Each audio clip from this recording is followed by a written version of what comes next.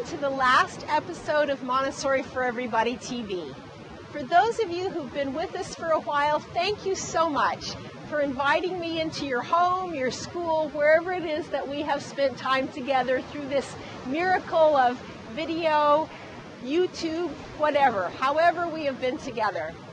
And what I'd like to do now is help you to understand some of the things that I feel like are the most important things that you can take with you going forward as you continue on the Montessori path, as you educate your children in your home, in your homeschool setting, in your classroom. I invite you to keep in mind the most important things that Dr. Montessori taught us, and to hold very lightly all the rest of it. And by all the rest of it, I mean most of the details. One of the things that you're going to find is, if you are fairly new to Montessori education, it's really easy to get overwhelmed. You can see, I think she has a lot of important things to say. But what I'm going to invite you to do is to consider that the books like this, the books from Maria Montessori that talk more about the way you approach the child and what you need to understand about the way they learn, what you need to understand about the absorbent mind, this is the part that's most important. Yes, of course the materials are important, the sensory education and very concrete, brilliant ways of presenting math principles to children. All of that is important. But it's not as important as what you're going to find in this book and the books that talk more about the way you need to behave and the way children learn. I have kind of themed the last 3 episodes of our show like this: love, hope, and faith. And I would say to you, that's where you need to put your focus as you decide what you're going to do with your children. You need to have faith. You need to have faith in you need to have faith in them, and you need to have faith in the methods that you have embraced. Your children have an inner teacher that is wiser for them than anyone else in this world. You can guide them, you can mentor them, you can engage them and help them to follow that inner teacher by giving them an environment, including you, that supports them to do that. But you can't teach them. It's a myth. You can instruct them. You can show them how to do things, and sometimes that's appropriate. But the only person who can really teach is a person's inner teacher, engaged by the environment. One of the things I am hoping that you will take away from our time together is that you loving your child is hugely important, whether that child is your student or your own child in your family. And the way that we love children varies from person to person and from age to age. But there are some universals, and one of those is respect. And if you have faith in the Montessori method, you're going to treat the children who are in your class, in your home, in a radically respectful way. You're going to pay attention to them in a way that most people can't even imagine.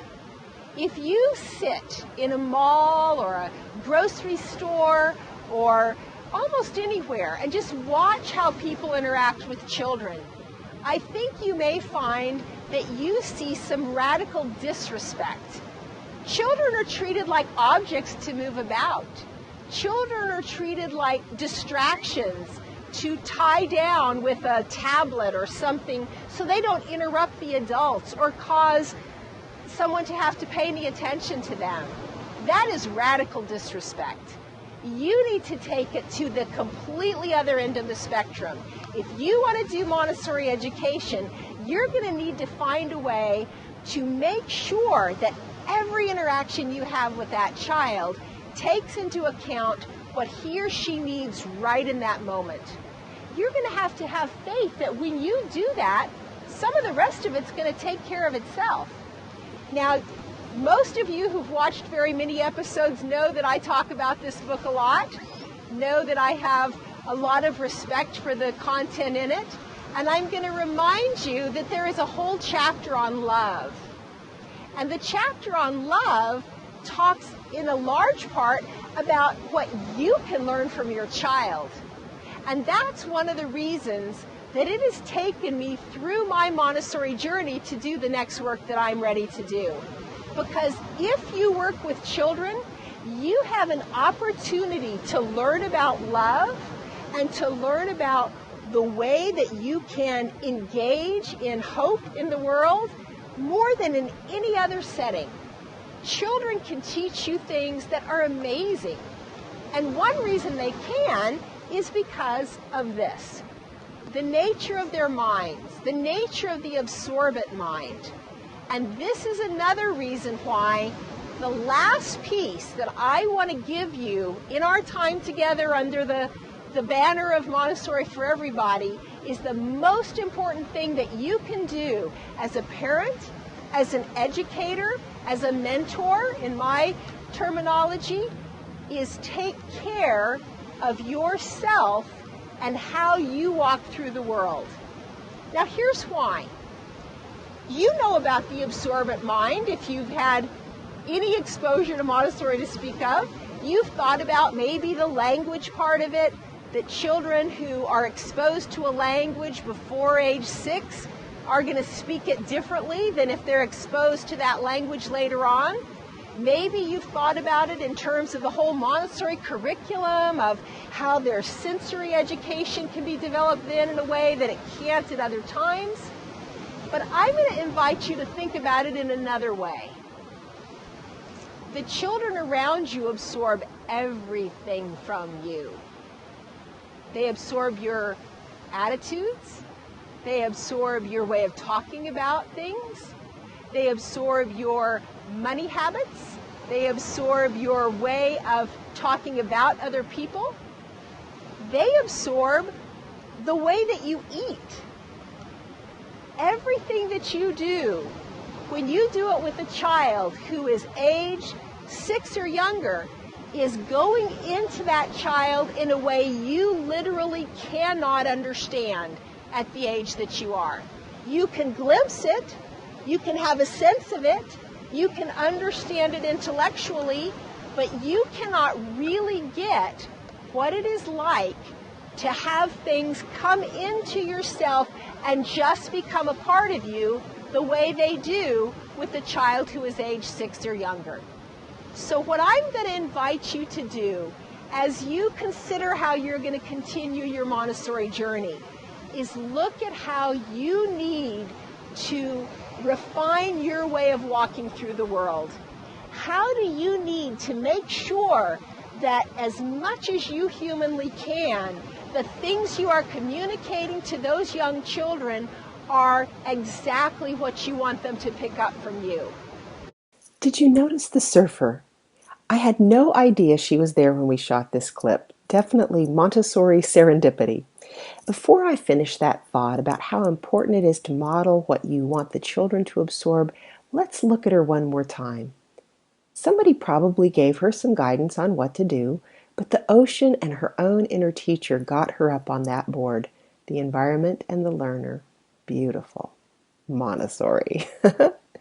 Now back to your pivotal role in the environment of the child. Do you need to speak perfectly? Do you need to have refined and perfected every attitude in yourself? Of course not. You're human. I'm not asking you to be anything except the deepest and the most loving human that you are capable of being. And I'm pointing at an area that you may not have weighted as much as I'd like you to. If you understand that the way you walk through the world is the way that these children are going to walk through the world unless some other influence more powerful overwhelms that or outweighs that, that will help you to realize where you need to put your attention. Are you exhausted half the time you interact with the children?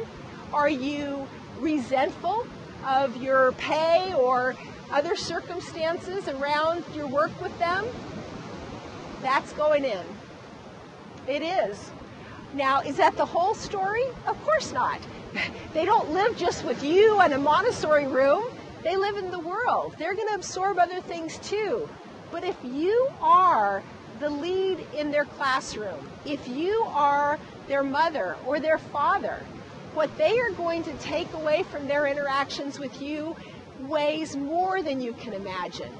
They love you. When I was in the classroom, I would have observations. My administrators would come in and observe me, and the notes were always glowing.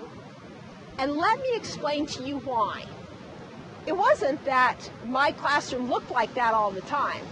It wasn't that my students were that quiet all the time. What was going on is that they loved me. And they knew what was going on.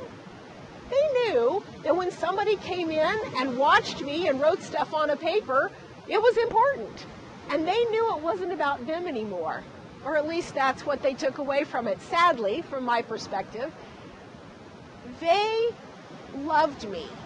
And they wanted me to be reflected well upon by their behavior.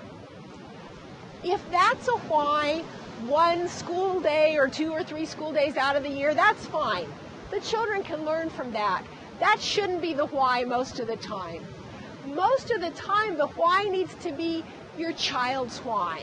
Why do they want to learn math? Why do they want to learn to read? That's what needs to inform the way that you interact with them. As we come to the end of this series, please remember to have faith in the children. Have faith in the Montessori principles and in your own abilities to serve the children. Keep true to your vision of who the child really is. If you do that, they will keep revealing themselves to you bit by bit. Until all of their defensive behaviors fall away, maintain your hope in the true nature of these little beings in your care. When you and your Montessori community members are so far along your journey that you don't need faith or hope anymore, then you just love them.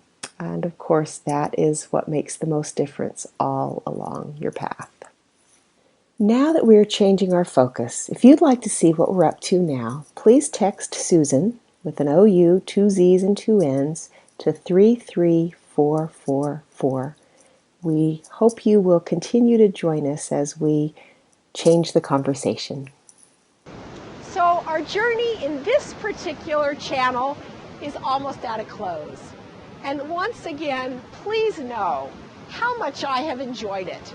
How grateful I am to all of you, those of you who've reached out to me and who have communicated with me, and those who've just watched and learned in ways that I can only imagine. If you are interested in some of the other things we have created under the banner of Montessori for Everybody, please know that December 31st, we're done. Our Facebook page, our website, all of that is closing down. The products, if you are interested, I suggest that you take advantage before then, and we will be in touch. We will let you know what we're doing and the next projects that we are on to. If this is a holiday season for you, if it's the new year for you, I wish you the most wonderful, joyful, loving year that you could imagine, and even more.